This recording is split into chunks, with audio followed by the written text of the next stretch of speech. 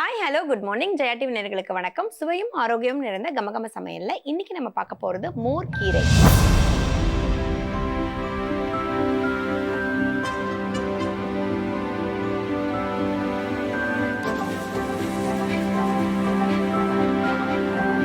இந்த ரெசிபியை பண்றதுக்கு தேவையான பொருட்கள் என்னென்னு பார்க்கலாம். மோர் கீரை செய்ய தேவையான பொருட்கள்: பாலக்கீரை 1 கட்டு, தயிர் 1 கப், நெய் 2 டீஸ்பூன், தேங்காய் திருவல் 1 கப், காய்ந்த மிளகாய் 3, ஜீரகம் 1 டீஸ்பூன், கடுகு 1 டீஸ்பூன், உளுத்தம் பருப்பு 1/2 டீஸ்பூன், கருவேப்பிலை சிறிதளவு. இந்த மோர் கீரை ரெசிபி பண்ணுறதுக்கு தேவையான பொருட்கள் என்னென்னு பார்த்தாச்சு. எப்படி பண்ணுறதுன்னு இப்போ பார்க்கலாம். இப்போ ஃபர்ஸ்ட் பார்த்தீங்கன்னா நம்ம ஒரு பேன் வச்சுருக்கோம். இந்த பேனில் நம்ம தேவையான அளவுக்கு நெய் சேர்த்துக்கலாம். 1 டீஸ்பூன் அளவுக்கு சேர்த்தா போதும். இதுக்கு ரொம்ப நமக்கு எண்ணெயோ நெய்யோ பிடிக்காது. 1 டீஸ்பூன் அளவுக்கு நம்ம ஸ்டார்டிங்கில் சேர்த்துட்டு இதில் நம்ம நறுக்கி வச்சுருக்க கீரையை ஆட் பண்ணிக்கலாம். இன்றைக்கி பார்த்தீங்கன்னா பாலக்கீரையை நம்ம ஆட் பண்ணுறோம். பாலக்கீரை தான் ஆட் பண்ணணும்னு கிடையாது. நம்ம வீட்டில் என்ன கீரை நம்ம வச்சுருக்கோமோ அந்த கீரையை நம்ம ஆட் பண்ணிக்கலாம். இதில் பார்த்தீங்கன்னா நீங்கள் முளைக்கீரை, அரைக்கீரை, இதில் பொன்னாங்கண்ணி கீரை, அதே மாதிரியே மணத்தக்காளி கீரை கூட ரொம்ப நல்லாயிருக்கும் இதுக்கு.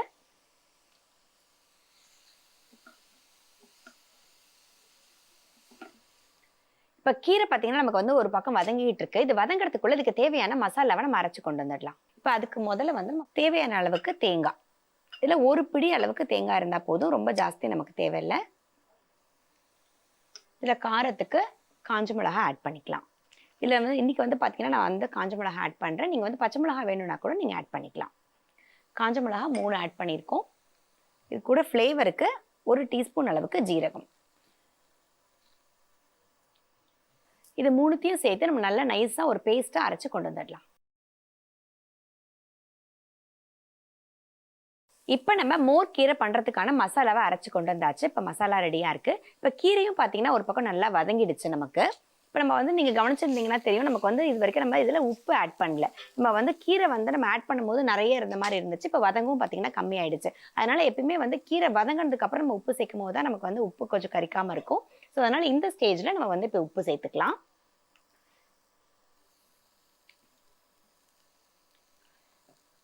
இதில் அரைச்சிருக்க மசாலா பேஸ்ட்டையும் நம்ம ஆட் பண்ணிக்கலாம். இதில் தேவையான அளவுக்கு தண்ணி.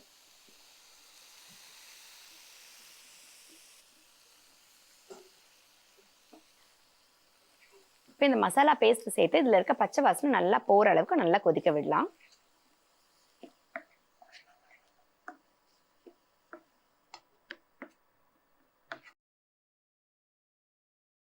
இப்போ இந்த மோர் கீரை ரெசிபி பார்த்தீங்கன்னா நீங்கள் உங்கள் வீட்டில் கொஞ்சமாக கீரை இருக்குது, நமக்கு இது பொரியல் பண்ணாலும் பத்தாது, இது கூட்டு பண்ணாலும் பத்தாது, அந்த சமயத்துலலாம் நீங்கள் இந்த மாதிரி ஒரு ரெசிபி பண்ணிங்கன்னா ரொம்ப ரொம்ப உங்களுக்கு டேஸ்டியாக இருக்கும். அதே சமயம் புது டிஷ்ஷை நீங்கள் ட்ரை பண்ண மாதிரியும் இருக்கும். இது பார்த்தீங்கன்னா கீரை கொஞ்சமாக இருந்தாலுமே இந்த ரெசிபி நம்மளால் பண்ண முடியும். ஸோ இப்போ கொஞ்சமாக நம்ம கீரை இருந்து வதக்கி விட்டு நம்ம மசாலாலாம் ஆட் பண்ணியிருக்கோம். இப்போ பார்த்தீங்கன்னா இது நல்லா கொதிச்சிருச்சு, பச்சை வாசனை போக. இது நல்லா கொதிச்சதுக்கப்புறம் இதில் நம்ம வச்சுருக்க இதில் மோரை ஆட் பண்ணிக்கலாம்.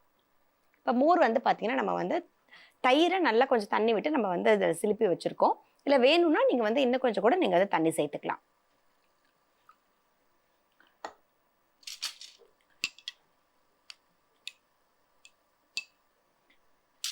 நல்லா மிக்ஸ் பண்ணிவிட்டு இந்த கீரையில் இதை ஆட் பண்ணிடலாம்.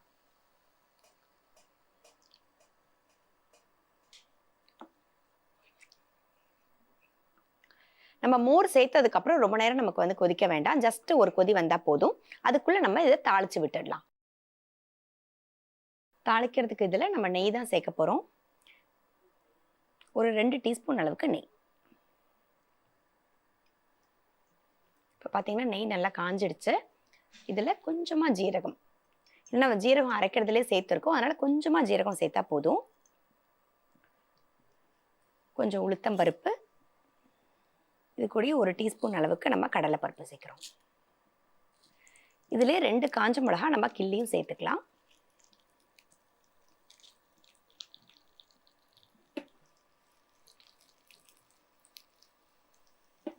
இப்போ நம்ம இதை ஆஃப் பண்ணிவிட்டு கருவேப்பிலை சேர்த்துட்டு இதை நம்ம போட்டுடலாம்.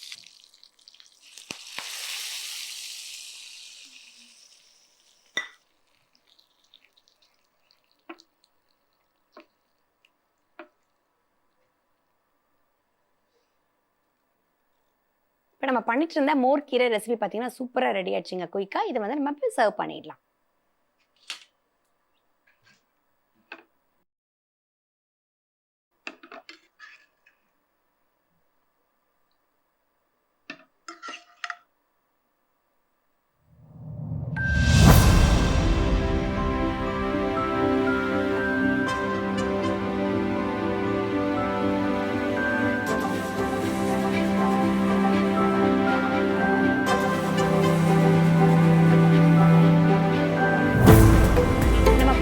மோர் கீரை ரெசிபி பார்த்தீங்கன்னா இப்போ சூப்பராக ரெடி ஆயிடுச்சுங்க. இதை வந்து நல்லா நீங்கள் சூடான சாதத்தோடு வச்சு சாப்பிட்டீங்க அப்படின்னா அவ்வளோ டேஸ்டியாக இருக்கும்.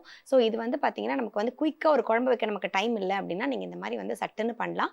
மோர் குழம்பு மாதிரியே தான் இருக்கும். பட் வந்து பார்த்தீங்கன்னா ஒரு டிஃப்ரெண்ட்டான ஒரு ஃபீல் கொடுக்கும். ஏன்னா யூஸ்வலாக வந்து நம்ம வந்து மோர் குழம்புல பச்சை மிளகா நம்ம வந்து அதில் வந்து பருப்பெல்லாம் அரைச்சி சேர்ப்போம் இல்லைங்களா? இது வந்து அந்த மாதிரியும் இருக்காது. ஸோ இது வந்து கண்டிப்பாக ட்ரை பண்ணி பாருங்கள். ரொம்ப சிம்பிளாக குயிக்காக ஈஸியாக அதே சமயம் டேஸ்டியாக இருக்கக்கூடிய ஒரு டிஷ் தான் இது. ஸோ கண்டிப்பாக ரொம்ப கம்ஃபர்ட்டாக இருக்கும் உங்களுக்கு. ட்ரை பண்ணிவிட்டு எப்படி இருந்துச்சுன்னு எங்களுக்கு சொல்லுங்கள். இதே மாதிரி ஒரு சூப்பரான ரெசிபியோட இன்னொரு செக்மெண்ட்ல மீட் பண்ணலாம்.